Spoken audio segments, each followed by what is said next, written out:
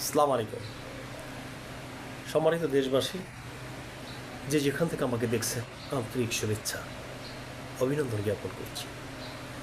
যে যেখানে আছেন, সুখে আছেন, শান্তিতে আসেন।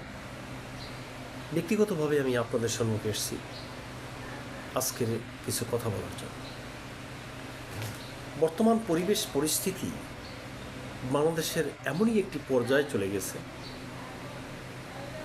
আজকের কেউ কাউকে তোয়াক্কা করছে না এবং কাউকে কেউ মূল্যায়ন করছে না। আপনি দেখেন, গোয়ালন্দ একটি বৃদ্ধ লোক, সে হয়তো খোদাই দাবি করছে বা ইমাম মাহাদি দাবি করছে, সব ঠিক আছে, কিন্তু যখন উনি বেঁচে ছিলেন তখন আপনারা কেন ওনাকে আইনের আওতায় নিয়ে আসেন? উচিত ছিল তখন যে আপনাদের জেলা এসপি এবং যারা আইনি কর্মকর্তা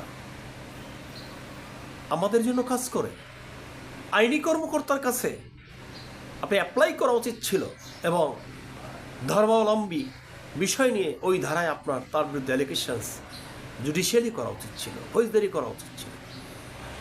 আপনারা কিন্তু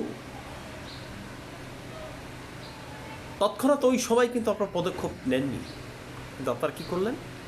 জনসম্মুখে, দিবালোকে, মানুষের সামনে, যেগুলো বড় বড় তাহার মনে হয়, আপনি সেই লোকটাকে উঠিয়ে আপনি তাকে পুড়িয়ে ছাই করে দিয়ে উল্লাস করলেন সোশ্যাল মিডিয়ায়। এটা কিন্তু মানুষ অ্যাকসেপ্ট করেনি।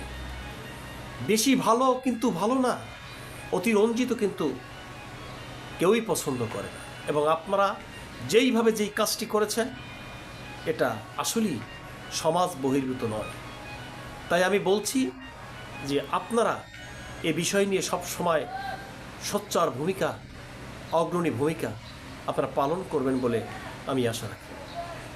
সম্মানিত দেশবাসী, আজকের এই লোকটিকে যেইভাবে পুড়িয়ে তাকে হত্যা করা হয়েছে, আপনার হৃদয় বিদারক জায়গা থেকে আপনার লাগে সে খোদাই দাবি করছে, ইমাম মেহেদি দাবি করছে, হ্যাঁ, তার বিচার হওয়া উচিত।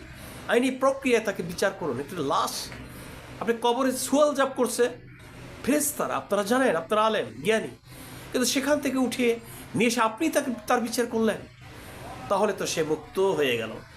রিয়ালিটিভাবে সে একটি জায়গায় বলতে পারবে যে হে খোদা, হে প্রভু, আমার কবর থেকে উঠিয়ে এনে তাকে আবার নতুন করে আমাকে সেই তারা সেবা আগুন জ্বালিয়ে আমাকে পুড়িয়ে তারা